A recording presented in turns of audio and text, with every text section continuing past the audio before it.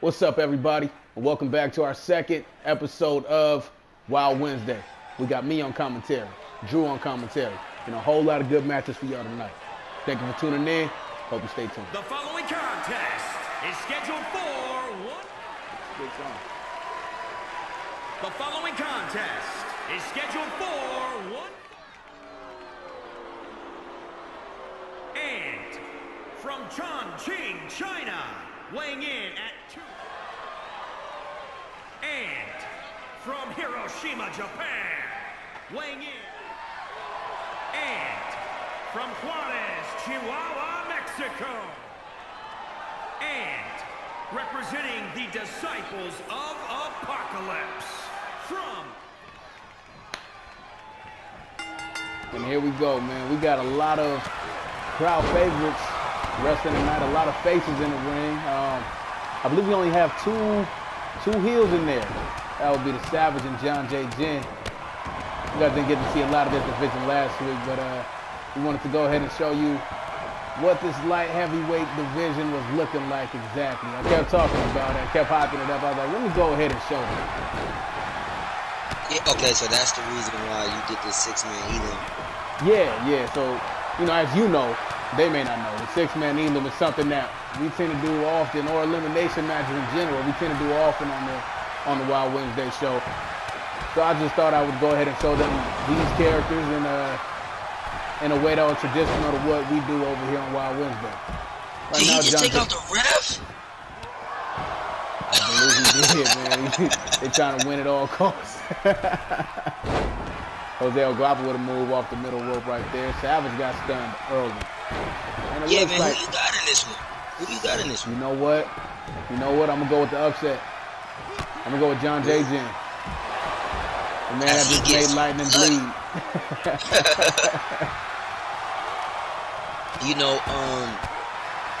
In previous shows, we would look at this and say that Jose El Guapo should probably win this. Oh, he's by far the favorite.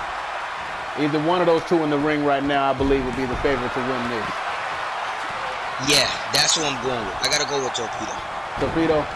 Okay. It's just like what he brings to the table is like, it's crazy. Like, he can steamroll matches quick. Oh, yeah, he gets momentum in this week. Yeah, definitely.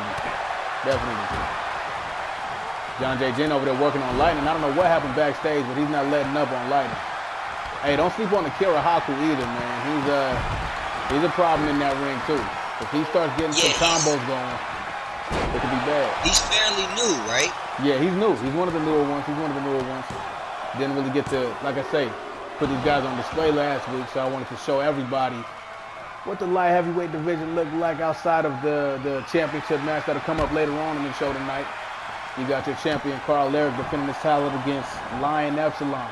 Another wrestler you guys haven't gotten to see. So that's going to be a fun match later on for the belt. JJJ got full health right now, man.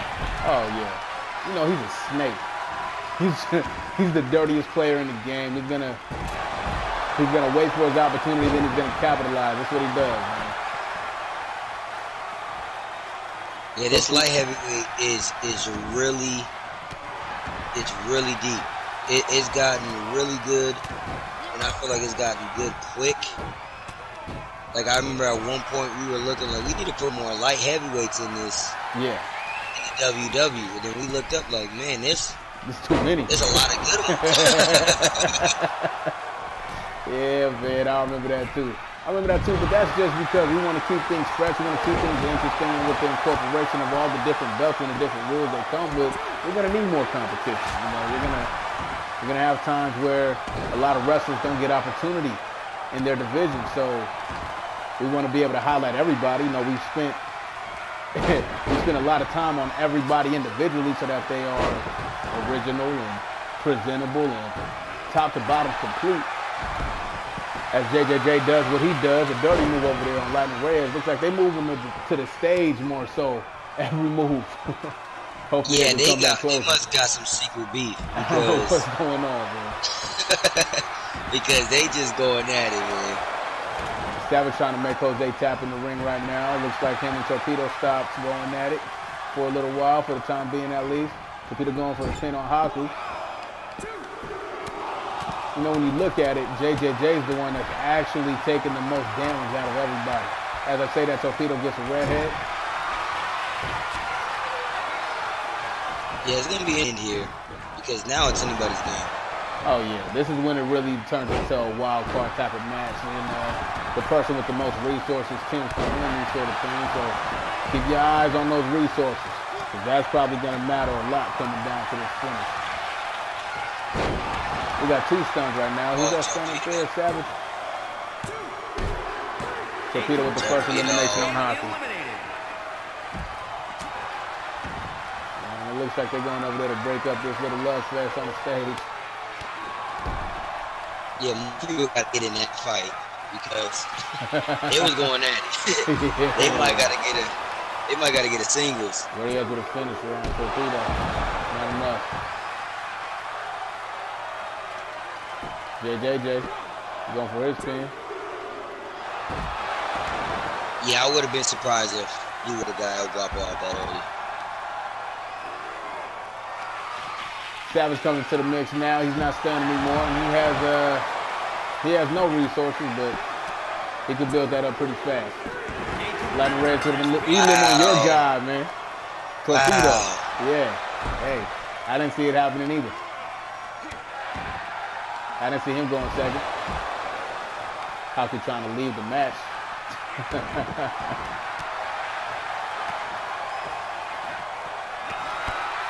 Yeah, this one's anyone's match now. Definitely. And I think Jose's going to go for a pin after this finisher he does on Savage. He just kind of leaves him there. He just kind of leaves him there. He wants JJJ. Lyon don't want to take opportunity.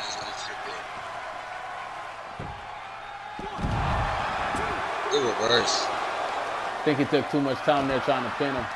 He wasn't able to get the 3 count. El Guapo going for the stun on JJJ. If he can get it, he might get him out of here. I know what it is, man. El Guapo and Lightning, you know, they're both luchadors, so they just kind of, they boys, man. They know each other from way back. He don't want to take his boy out like that. Yeah, they do look like they could be boys from like early on in their career. Yeah, they might have to do some tag matches or something after seeing that. That's kind of interesting right there. Savage going for a submission right now on Lightning Reyes. He does have a red hair, so he might tap. Yep, he tapped out. Wow. Now we got a triple threat. He got him. 2 heels and the biggest face in the company, Jose El Guapo. Next to Warren Hawkins. Next to Warren Hawkins. He got El Guapo with it. We got El Guapo. Got El Guapo with a sig. Going for the pin here. JJJ's chilling. Are we going to have 2 heels? No, we're not. Not yet. Is this our first time seeing Savage? This is our first time seeing Savage, and this is going to be the first time we see Death as well. They are a faction that we introduced in the Wild Wednesday a little later. Kind of needed a main villain, boss to beat. So Death, who we're going to see in a triple threat match later, is just what we tried to make as Jose gets JJJ out of the match. Now we got Savage and Jose El Guapo. You know, that's the safe pick right there. Jose El Guapo would have been the safe pick, anybody that wanted to bet on this match. Going for the pin here. Is it enough? Not enough. You know, Jose's one of the smallest guys, but he has the biggest heart. I will say that. He's beating a lot of good people. Oh, yeah. He got some fight in him, man. But I don't know what it is with the Wild Wednesdays, with the WW. But the new people that come in, they just seem to always make some noise as soon as they come in. Yeah, they come in with momentum, right? And it's not even like I'm giving them a push or we're trying to make them win. They just come in winning. Savage in the final of this 6-man elim right now against one of the better wrestlers in that division, Jose El Guapo. Yeah, definitely. Definitely. Looks like he's going for a submission. Oh, Going for a torture rack here. That's tough, man. That's not good. Savage with the sneak victory in the 6-man elimination match. That was a good one. That's a good one to start off with.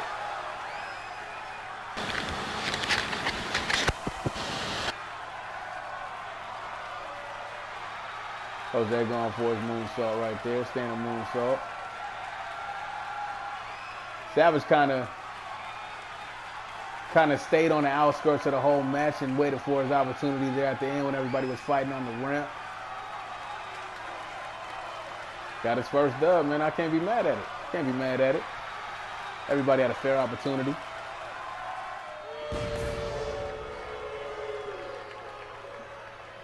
The following contest is scheduled for one. And his opponent from Twin Falls, Idaho, weighing in at 2. All right, so this match, we got a member of the industry, Big Sullivan, going against a newcomer, AK-47. Now, I like AK-47 a lot, man. I like him a lot, man.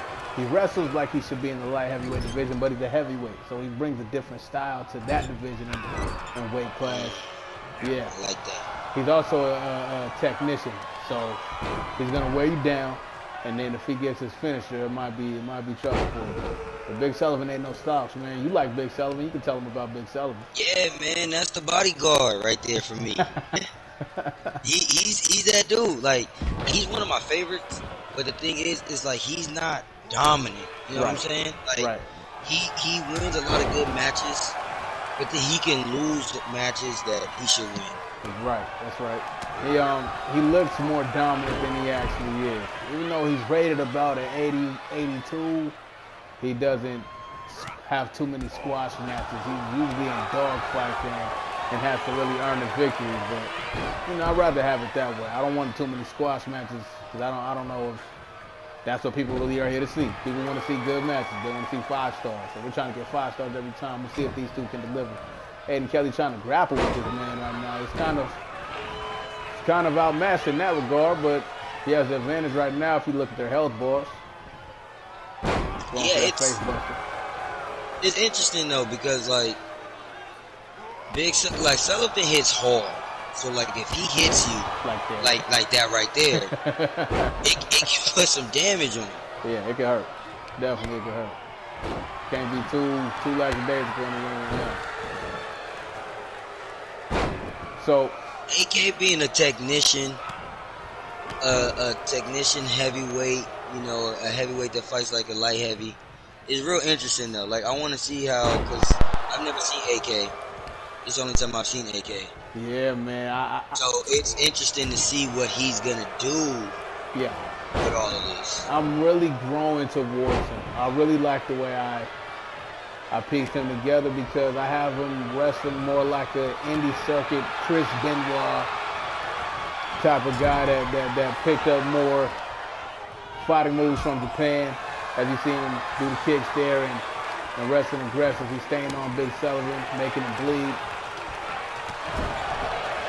I like the way that he came out. Definitely. We're going to be definitely seeing a lot more of AK-47 because he is in the running to be the #1 contender for the Ric Flair World Heavyweight Championship, which will be defended later on with the Blaque champion. That's there goes his signature. Yeah. See what I'm saying? He has a lot in his arsenal. He's going for a submission right now. It might be a redhead for base. Yep, Big Sullivan. It's not looking too good for my man. No, he's got a kick. He's going to get out of this one, but if he gets it again, that ain't going to be too good. Oh, he just let him go on that one. Going for the early pin. As expected. AK-47, one of the better heavyweights in the division. As we start getting further along in Wild Wednesday and separating talent, he turns out to be one of the higher ranking heavyweights in that division. So we'll see just how far he can go and if he can attain that goal and keep it. Because that is a belt you have to defend every week. The Ric Flair Championship and the Villano Light Heavyweight Championship is never safe. Both of those belts are red because you are on red alert. As Big Sullivan gets his finisher right there, putting AK-47 in the torture rack. AK not tapping out. Good reversal. But Big Sullivan still has advantage. He's still attacking his head. Still going on.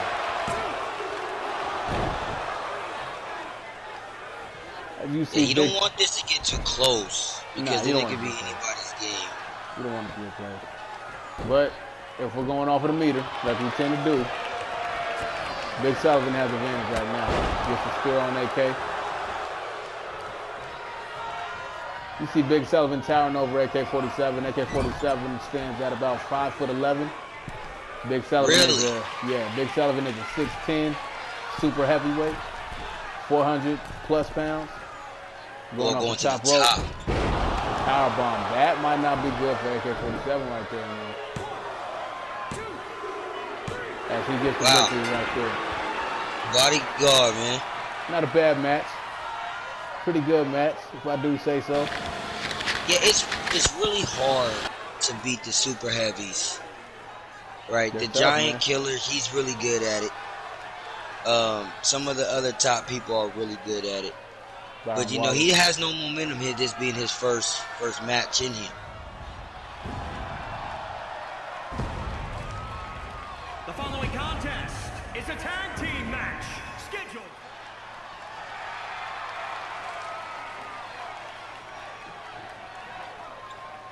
And their opponents at a combined weight of 364. We got some OGs in the house tonight, man. We got the Madness going up against War on Wolf, who had a great showing last week on Wild Wednesday. These guys are the top dogs in the tag team division. They are the tag team to beat, even if they don't have the belts. They have held the titles for 178 days, total of 3 times. And they're 2 members of the industry, as you see on Wild Side's tights right there. They represent the industry along with Big Sullivan, we've seen earlier in the show, and Jonathan Grimm, we've seen last week, along with Nikita Niles. Yeah, this tag team, man, it's every time I see them, man, I just start smiling and laughing because man, it's like they're so dominant that they're literally the faces of the WWE. Like they're literally one of the faces of this. Because of how dominant they were, and even when we've added more characters and we've added more wrestlers into this, they still dominate. Yeah, they still hold their own. The interesting thing about them is that they're 2 cruiserweights with 2 completely different styles, and the fact that they gel the way they do is still a mystery. I mean, you got War on Wolf, who are 6'7" and 6'6". And they got the upper hand on these guys right now like it ain't no problem. Yeah, they've been having a good showing. Like the last couple of weeks on the WWE. Man, they've been climbing that tag team ladder. You know, that's why we put them together. That's why we put them together, because they didn't have the success, as we said last week. They didn't have the success in singles wrestling as you know they probably should have or was able to do. So here in the tag team division, it's a little bit wide open. As opposed to the singles competition, you can do a little bit more. You have a little bit more support if you're not winning matches, and they gel, man. They do well together. They're on a winning streak of about, I want to say 3 weeks now. Granted, we was only able to film. Good. Yeah, as I mentioned, that support from your partner. War pushes down Tyler Sue, gets the hot tag for Wild Side. We was able to record the first official episode last Wednesday, but some people have been here a little while longer and seen the streams. So you know that War on Wolf they've been on a tear, man. I wouldn't be surprised if we seen them in the tag team championship match at the upcoming pay-per-view. I wouldn't be surprised either. Like that would be a really good turn for their time here. They've been here. And it would be interesting that they do get that title shot, as strong as the tag teams are. Yeah. In our tag team division. And there's still some tag teams that everybody hasn't gotten to see. You know, people haven't gotten to see Randy Wing and Guy King, or People haven't gotten to see the Armstrong brothers, Billy Bob and Hank. So it's still more competition to be seen that we're going to be showing y'all in these upcoming shows, these upcoming episodes. Just stick around, man. Stay tuned. We got a lot for you. Wildside don't look like he could really do much with War right now. War being the bigger, stronger wrestler. Yeah, I do think War is a tougher opponent out of the two. Out of him and Riley Wolf, I think War is harder to beat, but Riley Wolf, his moveset is so good, man. He has a lot of powerful grapples that can change the tide in his favor. Wildside going to the top rope. See what he does here. Telling Riley Wolf to get up. Wants him on his feet for this. Gets a missile drop kick to the outside of the ring. Now, like I said, they're both cruiserweights, but we don't have a cruiserweight division. We have a light heavyweight division that the cruiserweights compete in. Kind of the same thing for our super heavyweights. We don't have a super heavyweight division. We have a heavyweight division that they compete in. Combine the two. I believe that Tyler Sue has won the light heavyweight championship. Matter of fact, he might have been your first light heavyweight champion. Yeah, he was the first light heavy. Yeah, Tyler Sue, first light heavyweight champion, 35 days. See, he's been all up and down Wild Wednesday, man. Wildside as well. Something that people don't know about Wildside is that Wildside actually held the undisputed title for a week. It was Russian roulette here for a minute on Wild Wednesdays, but the cream of the crop is always going to rise, and that's what's always interesting to see. Not only can Tyler Sue and Wildside do it in the tag team division at a high clip, but when they're singles wrestlers, they still get dubs. They still make it happen. Yeah, I think that's what makes them so strong. Is that they just get dubs in singles matches. And it's not like surprising. Like when we first seen that, we were like, yeah, that kind of makes sense. Like they're just that good. Yeah. They're just that good. And it's not like the overalls are super high or anything. I think Wildside's at 84 and Tyler Sue's at 85, but they have good movesets, they have good stats, and they put them to use, man. And the bots put that on display. Riley Wolf itching to get in the ring now as Ward being on the receiving end of this ass whipping. Tyler Sue tags out to Wildside. They're keeping their approach spontaneous by tagging each other in as often as they are. Wildside at the top rope. He going for it. Flying moonsault. He hits it. Ward's on the bad end of this beating, man. Riley Wolf breaks it up. And just look how much taller Riley Wolf is than Wildside, man. Yeah, he's definitely one of the is he the biggest guy in the tag team division? Riley Wolf? No, I believe that's Caballebos. Caballebos is 6'9". Yeah. He's on Demolition with Blaque Kimberly.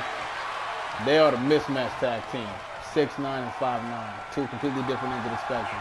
So like here you got two bigger guys. Or you have the Tribe, Tidal Young and Melosi Young, two super heavyweights. So you have the Armstrong brothers, the heavyweight and the super heavyweight. Or you have Wade and Cody, who are two light heavyweights. Wildside and Tyler Sue, two cruiserweights. Demolition, you have a heavyweight and a cruiserweight. A lot of diversity in the tag team division, man. It's always fun to watch. These guys putting on a good show for us. Wildside in the ring getting beat up right now. And ironically enough, you have something to say about Wildside getting beat up, man, don't you? Yeah, Wildside, this is what he does. For some reason, he gets beat up the most out of him and Tyler. Yeah. But he always comes through when needs be. Like whenever they need to win, it seems like he always comes through at the right time to get that win. Yeah. But it just always seems like early on he just loses and he's just getting beat up and he's just taking all of the hits. You can't get out of there in time to not get beat up the way he does. It's kind of like once Once that ball starts going, it's hard to stop it when Wildside's in the ring getting beat down. Especially when you're going up against definitely one of the two bigger, stronger tag teams in this division. And they got as much steamroll as they have been getting. Nice. Good pass to the ball right there. Riley Wolf. Man, just like I said. Just like you called out. I want to thank y'all for tuning in this far. Since our roster is currently over 50 characters, I decided to create a Saturday Night Versus to showcase some of the talent that may not have been able to get a match during the actual Wild Wednesday show. Let me know in the comment section if you guys want to see more of this content.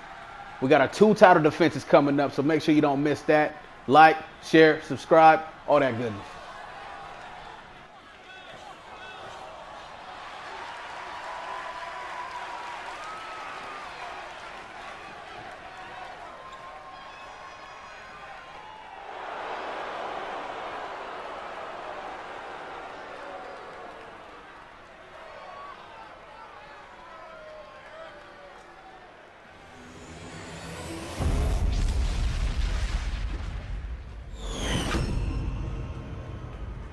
Introducing the challenger from New Orleans, Louisiana, weighing in at 190 pounds, the Wanderer. And introducing the champion from Copenhagen, Denmark, weighing in at 233 pounds. He is the light heavyweight champion, the Webmaster, Kaarle. Epsilon versus Arik. You can't make this up, man. Epsilon is a character that one of my good friends made on this game for online play, and I made Arik initially the tag team with that character. He was, if you go down my page, see some online tag team action, you'll see Arik teaming with Epsilon online.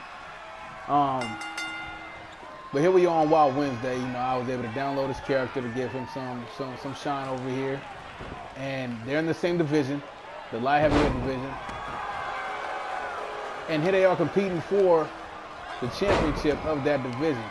To have both of them here in this match right now, is the story writes itself. It just keeps on writing itself. I'm gonna keep on saying it. We ain't making this up, man. It's coming as it comes. Yeah, it's like you said, it's just crazy. Just watching how they go online. Like, these are 2 people that fight online, right? Together, and it's now they're competing for the red belt. And when you hold the red belt, it doesn't matter who you are. It doesn't matter what affiliations you have with somebody. It don't matter. You going for the belt, and it just happens to be 2 people that know each other so well. Yeah. Going for the belt. Yeah. And Arik has been able to set a standard in this division, right? So he's held the belt for 59 days in total. He is the only 2-time champion. Nobody else was able to come close. Only one is the first champion, Tyler Sue, as we just talked about, who held the title for 35 days. So he's setting a precedent here that's going to have to be beaten at some point by somebody. But Arik, that just shows you how deadly this man could be in that ring. Yeah, and he's very tactical. Like, he knows what he wants to get to, which is the legs. Like I was just about to mention, that he goes for right now. And he's, like I said last week, he's the webmaster for a reason. Yeah. That's what he's going for. That's what he's looking to do. But right now, he's fighting somebody that knows him. Like, on top of that, somebody that's his weakness. Because if you know about Arik, he doesn't do well against high flyers. Epsilon is definitely looking to be all over the place, high energy, jumping from whatever rope he could jump from to get at you. Epsilon has come up. He's come up in this division too. Like, you've seen, if you watched earlier, you've seen the elimination 450. Nice. You seen the elim in the beginning. You got to see all of the other people in this division that's just as good, just as strong. And if you notice that the #1 contender didn't fight in that, which is what you're watching here right now. Exactly, man. Epsilon, you know, he was already on the card for tonight. And we also wanted to see which one of those wrestlers were going to be, you know, going to shake things up in that division for the #1 contender next week. Because whoever wins this match is going to have to defend it against the #1 contender of their division. Same with the Flair Heavyweight Championship division. You got to defend it every week. It's going to be interesting when we get to the pay-per-view, man. Man, you got to talk to me about Mr. B, man. Mr. B. This was a tough one for Mr. B because doesn't he represent both of them? He represents both of them, man, and you know, as I said, Lyon Epsilon is my boy Lyon's character, who I downloaded onto the show. Mr. B, that's my character. Lyon's gonna have some words for me because I told him I was gonna walk out with him, and Mr. B just ended up walking out with Kaarle. Man, I ain't had nothing to do with it. Like I said, these characters got a mind of their own. You know, you can't put that on me, Lyon, if you watching. But yeah, man, he's pretty torn here because he manages a couple of talents. He manages both of these talents along with Blaque. So for him to have to decide who to walk out with, you know, it's never going to be an easy decision. But whoever wins, he ain't going to be too mad because his overall is going to go up as long as his guys are winning. So he's all good. He's always getting paid. Yeah, if it was my guess, I would have to say that he came out with Kaarle because he's a champ. Yeah, you know. But there might be a changing of the guard here, man. It looks like it's a pretty even match, even though Epsilon has more resources. Kaarle could build up his resources pretty fast as he gets a dragon screw here. Oh, combination move, nice. Working on those legs, you know what he does. Keeping Epsilon grounded. You don't want him to start working on the legs, because then he's gonna go for the submission. He's gonna go for the webmaster signature. And that's not gonna look too good if he's able to do it at all. It's not gonna be good if you're his opponent. It's looking great if you're Kaarle himself, but if you're his opponent, you don't want that. As he reverses, it's a fairly even match, man. It's here. Gets the stun. Nice, he gets the stun. What's he gonna do from Not here? looking too good. He's going for his finisher here. Wasting no time off of that stun, capitalizing. No reversal if you're stunned in this game. Dropping Lyon Epsilon's health meter all the way down. This is why he's a champ, man. This is why he stayed the champ for as long as he has, but somebody has to beat him at some point. You would think so. You would think so, man. But like you said, man, he's held the belt the longest. He's the first two-time holder of this belt. Right. And you know, it's going to be tough to beat him as he kicks out on the first count. Like, it's going to be tough to beat him. I just want to put something in perspective. He's held this belt for 59 days. You have to defend this belt every week. So you're telling me he's defended this belt for a total of 2 months straight. 2 months straight, every week. Twice on pay-per-view weeks. And the pay-per-views are even worse. That's something we haven't established. Elimination. You might, you know, you might be in a TLC. You never know how you got to defend that belt when it comes to pay-per-view. Yeah. And for him to, like you said, for him to have held that belt for as long as he held that belt, knowing the stimulations of this belt, it's just, like you said, it just shows you how strong of a wrestler and how tactical of a wrestler he really is. Epsilon gets a reversal on Kaarle's finisher right there, but you're absolutely right, man. He has to defend it twice on pay-per-view weeks, which says a lot about the Flair World Heavyweight Champion and the Villano Light Heavyweight Champion, because if they're able to retain their belt through pay-per-view weeks, that, I don't know how much more of a fighting champion you can ask for. Epsilon going for his finisher here. He gets the stun on Kaarle, going for the pin here. He kicks out. Epsilon still has some of the tank left, though. He still has a signature. So we'll see what he does with this. Kaarle. Yeah, he's going to go for the early pin. Kaarle in a bad way here, man. Oh, he's going for it. Going for the neck breaker there on him. As he's going for his finisher again. Nice momentum for him right now. If he gets this finisher right here, this might be the match. We might have a new champion here, man. We might have a new champion here tonight, man. Wow, Kaarle kicks out. Wow. Yeah, I'm in shock. I'm on the edge of my seat, man. Kaarle with all the momentum now. Epsilon going to the middle rope. Springboard misses. Kaarle on top of him, keeping him grounded. Doing what he does. He wants to keep you on the mat. Slow the match down. Keep it in his favor. That's exactly what he wants to do. I liken his style to that's exactly what he wants to do. He wants to keep you on the ground. He wants to work your body. Definitely want to work the legs. Exactly. And as he gets his try to signature go off for that right now. See what I mean? He has a signature in the tuck. Lyon Epsilon in the red. If he gets his finisher, Kaarle will be the champion. He goes for the pin. Lyon kicks out. I like Kaarle's style to go ahead. You said what? That's expected from the #1 contender, man. Like somebody that knows him so well, knows also what he wants to get to. Right. And he tries to counter as much as he can. He's going for his finisher here, and he gets it. I don't think Epsilon can get out of this.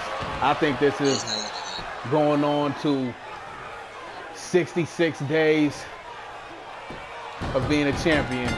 Kaarle still undefeated, still your Villano light heavyweight champion.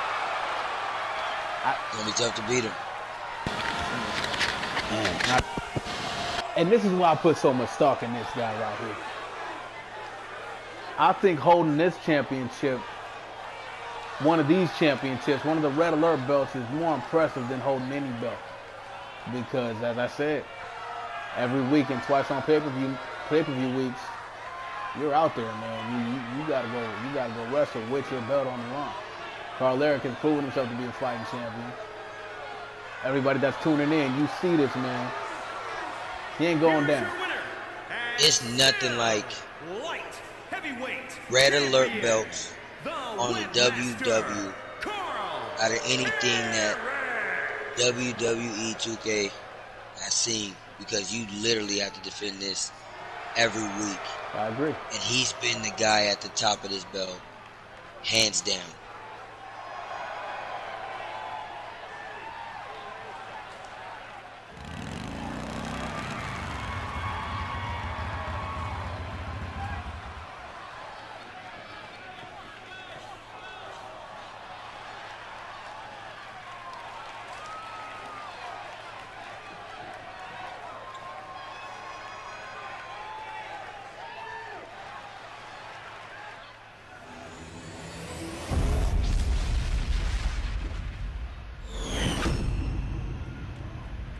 Introducing the challenger from San Diego, California, weighing in at 272 pounds, Derick Demoise.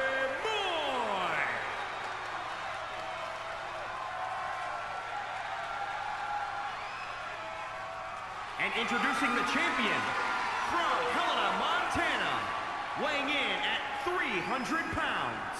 He is the World Heavyweight Champion, Blaque.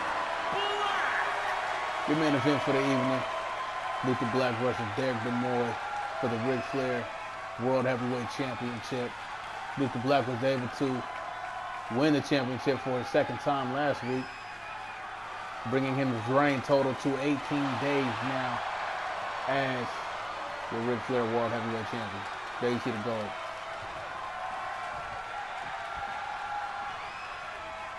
Derick Demoise, he's a three-time Y2J Undisputed Champion. Next to Jonathan Grimm, who's held that belt for 105 days. But this week, he is the #1 contender for the Flair World Heavyweight Championship belt. I think this is a good pairing. I think this could go either way. Derick Demoise, obviously a proven winner. Proving himself to be tough in the ring. Blaque, very much so the same. Neither one is going to fold easily. So it's going to be interesting to see who gets this match here tonight. Yeah, it's going to be very interesting because, like you said, each one is a proven champion. I think that's what's key here. Right. Proven champion have went through a lot of battles. There has never been a question about DD's performance in the ring. It's always been his attitude outside the ring that has stopped him from getting title shots or how he reacts after he loses. That's why he ended up changing his manager. His manager hasn't always been Coach Davidson over there on the side. Right. He's had a different manager at first. Right. But he ended up he went through a bad look in the middle of our stuff of the WW. And you know, y'all seen last week the CEO. You know, you see the CEO last week, and you know the CEO had to put him through.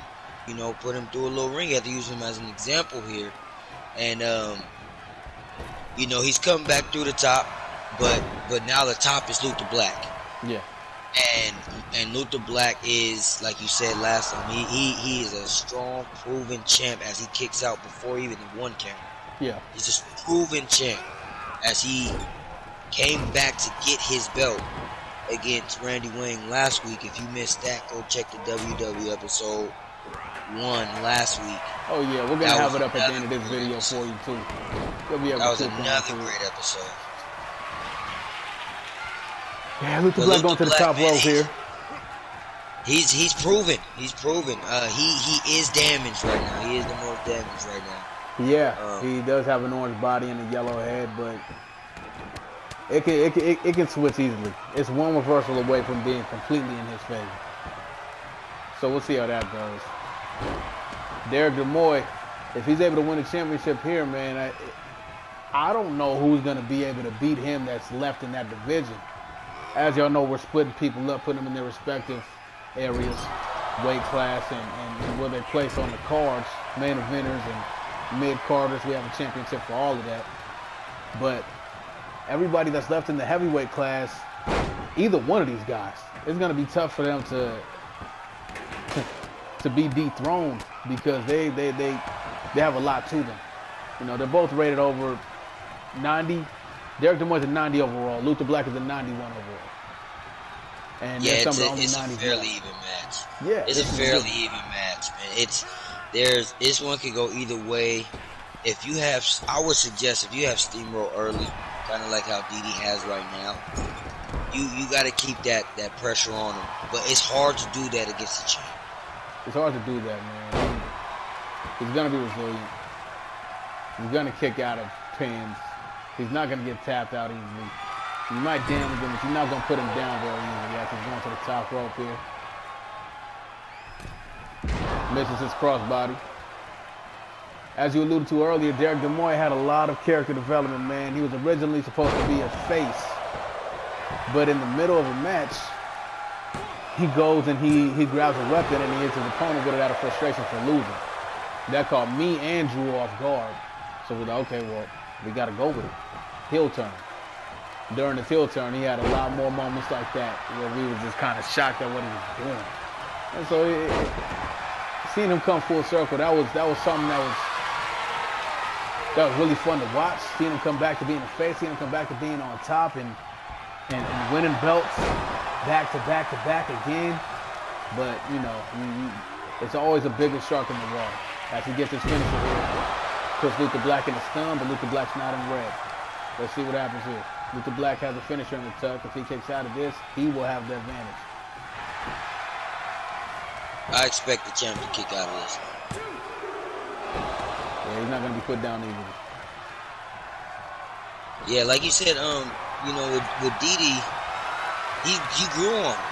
Yeah. You know, at first, I thought he was, as he goes for a good reverse, I thought he was trying to be somebody he wasn't. Right. Which was, he tried to impress the crowd. He tried to be the poster boy for the WW. And then when things got tough, his true colors came out. Well, in And I his think defense, now he knows who he is. in his defense, I agree with you. Now he's much more his truer self, a tweener, do whatever it takes to win, but he's not going to be a dirtbag initially. And to his defense, he was kind of forced in that face role because you had the industry who was running everything at the time. They had every belt in the company, and they were the guys to beat, and they were heels. The crowd didn't like them, even though they built this house. For y'all that don't know, the industry built this house. They were the first ones created. Jonathan Grimm, Big Sullivan, The Madness, Nikita Niles. They kind of fathered this whole company. After that came the Tribe and then Derick Demoise. So they were around early. Derick Demoise had been wrestling all of these guys early on. And he was kind of pushed into that face role as Luther Blaque is in a full body of red, and at the mercy of Derick Demoise, he has a finisher in the tuck. If he lands that finisher, it might be a new champion here tonight. Well, yeah, this is what the red belt is for. Is to see who can defend it every week. Not necessarily who can win it, but who can defend it every week. Because everybody that fights in this ring for that belt is capable of winning it, as you guys have seen in just the first episode. As he goes for really good sig, and he goes for his finisher. Didi able to kick out of the tombstone there. But Luther Blaque able to get Didi in the red, and he also has a signature. So he can make something happen here, man. He can make something happen here. Going to the corner. He's going for his comeback. Good comeback by Luther Blaque. Nice Still has another signature. Still has the signature ready to go, and I think he reversal. Good reverse by Didi. This is what he does. He's looking to get some momentum back. You know, and he's also looking to get some gold too, man. He's been out of the title picture for a little while. Jonathan Grimm has had a vice grip on that Y2J Undisputed Championship. He's coming up now on 240 days as the champion, 3-time winner. But still, the fact that he's been able to hold that belt for about 66% of a year is impressive. Yeah, very impressive. Both of these wrestlers start to go back and forth now. Good reversal by Luther Blaque. and now it's anybody's match. And now it's a coin toss. Now it's a coin toss match. Getting a DDT in here, Luther Blaque. Didi really hurting from that DDT. Let's see what happens next. Going for a suplex here. He's just in control, man. Well, yeah, it looks like Luther Blaque is going for those hard-hitting moves, and he goes to the top rope and gets an elbow drop for the pin. Yeah, Didi kicks out. Much needed kick out. Coach Davidson's looking on to the side right there. And that's probably the biggest manager we have. Coach Davidson stands about 6'6", former football coach. He was also a request by one of my other good friends. So we got him in the game. And he's managing one of the biggest draws of the company, one of the biggest main eventers we got. Putting up a good fight here, both bodies in red. Going for another taunt in the corner. Luther Blaque can take advantage if he comes to. Doesn't look like he will fast enough. Didi in control, clothesline. He's going for his comeback here. And he gets it. Signature back. Reversal by Luther Blaque. Luther Blaque almost has his signature too as he blocks a punch there. Let's see what he does. Let him loose on Didi in the corner. And he has a finisher. Him having a finisher is a game changer. Yeah, it's a game changer now because both red bodies, both played in the match. As he goes for it here. Yeah, this could be it. Luther Blaque could walk away with his belt for the second week in a row. Let's see. Luther Blaque, man. What can you say about it? What can you say about it? He's not being handed victory. He's out here taking every victory that he needs to take. Yeah, that's the thing about him, is that, you know, when you're this dominant and in control of the match, this is what can happen. And Luther Blaque is just, he was in control of this match, majority of it. Well, Didi did his thing too, man. Didi did his thing too. Like I said, man, he wasn't handed this victory. He had to go get it. They were the match with a bloody face, much like Kaarle, Arik. They got something in common, man. They're both champions, and they both accompanied to the ring by Mr. B. Thank y'all for tuning in, man. The second episode of Wild Wednesday. We'll be back next week. Me and my boy Drew. Be back next week. So y'all, make sure you tune in.